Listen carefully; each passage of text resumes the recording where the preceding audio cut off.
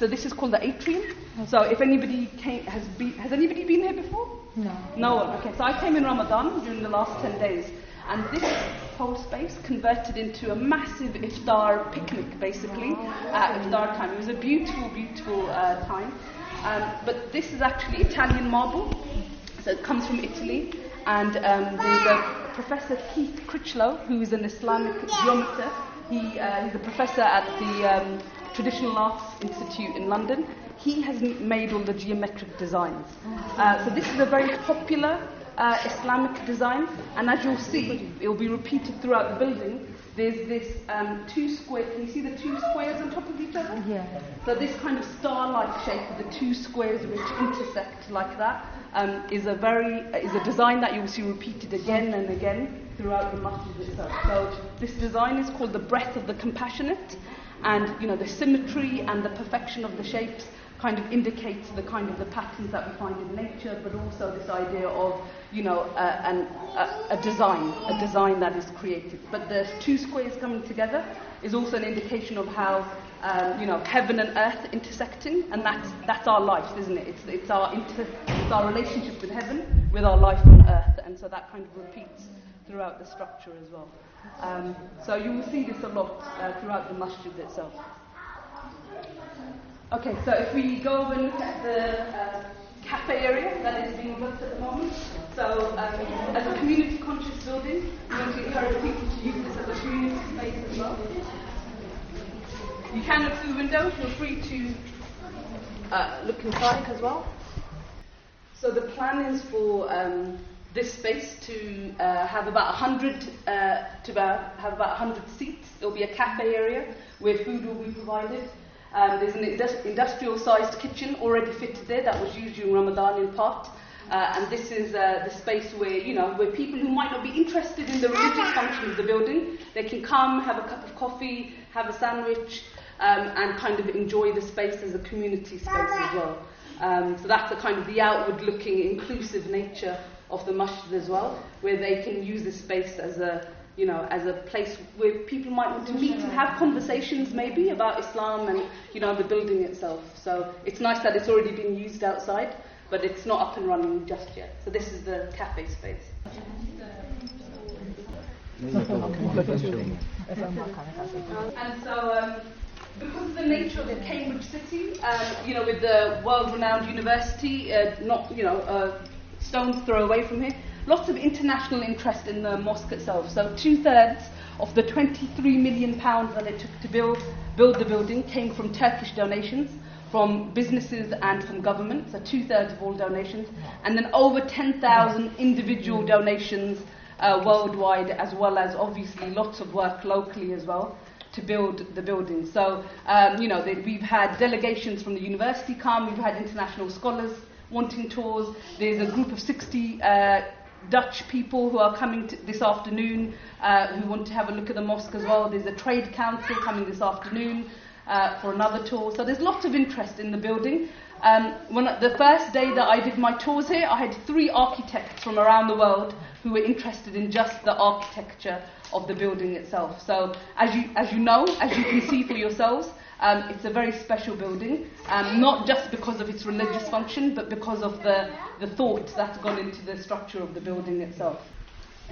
So these are the grills for the passive ventilation. So although it's a very beautiful design, again, Professor Keith Critchlow designed it, it is just a grill, and it's bringing the air is being pumped in from the outside, and then it goes up, it rises in the heat, and then is filtered and pumped outside. So again, that saves about 10 tons of carbon every year. Yeah, light police, CD focus होती है, तेज light. So this part is the reason I want to kind of stand here, because I don't want to talk too much in the prayer hall. People are still going in and out. So there's a women's entrance which is an internal entrance which goes from that way, and the ladies' wudu facilities are on that side. The men's wudu facilities are that side. I would, if you haven't already seen them or used them today, I would highly recommend you going in and looking at those areas. Usually when I do the tour in the morning before any of the prayers start, I do take groups into the men's area and the women's area to see. And the women's area particularly, I have to say, I think we got the better deal there, because even though the men's area is bigger, the tiles are donated from Turkey. They're very rich, vivid turquoise blue, and it feels like, I'm sure if you've experienced it, it feels like a spa when you go in. So there's this kind of quiet, reflective environment that we don't tend to see in our English mosques, as best as we try, and it all looks very modern. So there's conveniences, the coat hangers, there's the foot dryers, which are, one of the favourite features of many of the people who come here. And then there's the natural kind of plants and the skylights available there. A really lovely feature of the men's side is the fact that actually on both sides there's a baby changing facility, there's a shower room, and for people who do i'tikaf during Ramadan, as well as different types and styles of toilets. So there was lots of community consultation. And these are some of the things that have come through in terms of what the local community wanted. Over 50 different nationalities and languages are spoken in the Muslim community in Cambridge, and so there was consultation there.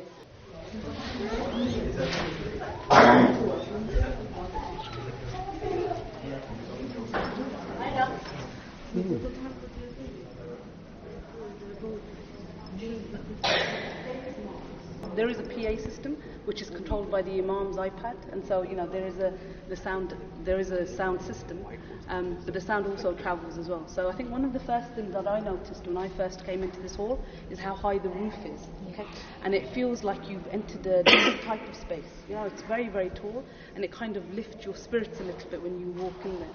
And you get the sensation as you walk through here with all these pillars and these tree-like structures that you're walking through almost like a forest. Yeah. And so one of the ideas behind these pillars was that the very, very first masjid that was built in Medina had palm trees in the court, right? So the inspiration for the actual design is that actually we are praying amongst those very first kind of primordial trees that were there in the very first masjid. Apart from that, they also indicate as an inclusive kind of space. So it's a non-denominational masjid. So, people who are Sunni and Shia and from different denominations are welcome to this space, welcome to pray here. And they represent the different Imams in Sunni and Shia Islam as well. So it's a gesture that everyone is welcome, that we don't close our doors to anybody here. As you can see, the passive ventilation is throughout the building. It feels quite cool in here, even though we know it's almost 30 degrees outside. This is the dome. So I don't know if anybody saw it as they approached the masjid, but it's a golden dome. And it's quite visible. And it's one of those things that the local community were keen on having as an indication of the mosques. Again, the geometry, the design, the stained glass isn't something that you normally see in masjids, but is something which again is this idea of what does a British mosque look like. So again, the same kind of geometrical patterns. But what's beautiful about those windows is that at different times in the day, when the sun comes through those windows, it creates patterns on the floor, different shapes, different colours, and it falls through that. So that's very beautiful. It's not a very highly embellished space. It's not gold, and it's not, there's not lots of gaudy kind of work and patterns and colours. It's meant to be a simple space. But as you can tell, the architecture kind of speaks for itself. There's a simple beauty here. One of the main kind of features will be the mihrab, which obviously hasn't arrived yet, but that will go into that space will go in, and that's where the imam will stand. And again, there's a duplicate in the women's side, which I'll show you. So the women have their mihrab, but the main masjid doesn't have its main kind of point of focus yet. So there's two imams at the masjid. The first imam's residence is just behind that door there, so he has direct access to the prayer hall. His house is there, and there's another house on that side as well. So the two imams are full-time, and they live here. Imam Ali is from the US and also has Turkish heritage, and our other imam is from kind of Eastern Europe as well. So the accommodation is given by the masjid? By the masjid, yeah. So there's full-time members of staff in our office, on the gate at security, and our imams. And then we have lots of volunteers like myself who kind of help out with different kind of day-to-day working. So Sheikh Abdul Hakim Murad, also known as Timothy Winter, are people familiar with him? So he's an international speaker. He used to lecture at Cambridge University in theology. He's also the Dean of Muslim College, which is in town near King's Chapel, actually, King's College Chapel, and he is the chairperson of this project. So the community asked him to kind of initiate this project 12 years ago, and because of his contacts and his profile internationally and locally, mashallah, and with lots of the committee with him, this project has come into fruition as a result of those efforts. So I mentioned the underground car park. There's also a lift which comes and just opens outside. So as well as accessibility issues for wheelchair users, it's also a direct access to the mortuary, which is that door over there. If you want to have a look at the mortuary, I can show you it. It is quite a forensic space. So as you can see, there's spaces for for Qur'ans over there, so people can use that. There's also these little pigeonholes, so people can put like bags and bottles and that sort of thing on the side. If the women increase, if the women decrease, the partitions are movable, and it indicates that sort of thing. Also, in the name of inclusivity, you can see that the partitions are of different heights and different parts of the women's prayer area as well. So for women who want to be in the main hall and want to pray directly behind the Imam and in the congregation, they can choose to pray here. For women who don't wish really to be seen but want to be part of the congregation, they go behind the bigger kind of partitions. And then there's completely kind of hidden areas as well for women on however they wish to pray, and for children as well. So this area is great here because it's a soundproofed room, and it's a mother and baby room as well. Once we close the doors, it becomes completely soundproofed. So in Ramadan, mothers were encouraged to come with their children, to come and pray, to come to the masjid. Otherwise, we find that women don't attend the mosque because of that. So this has been a great space. Usually when I come, there's toys on the floor and there's someone playing, but not today. So this is again, because of the consultation, because of the research, was a much needed area to encourage all families to kind of attend the masjid more regularly as well. That's very needed. Yeah, very needed. So we're about to go upstairs into the gallery, and I would argue it's the best place to pray in the whole masjid. Yeah. I had the privilege of praying up there during Ramadan, and it's just absolutely beautiful when the congregation is full. It's a very special place. It's called the Baraka Gallery because there was a local Cambridge student, Baraka Khan, who unfortunately had a terminal illness, and she raised over £500,000 in the last month of her life, and she donated it all to the masjid.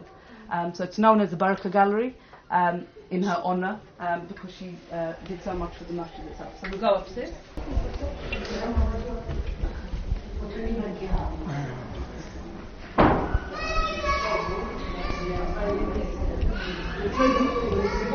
They can either pray like right here behind the wall, they can pray up here, they can pray behind there, they can go back into the room. It's up to them. Going and the face to the men. So that's what we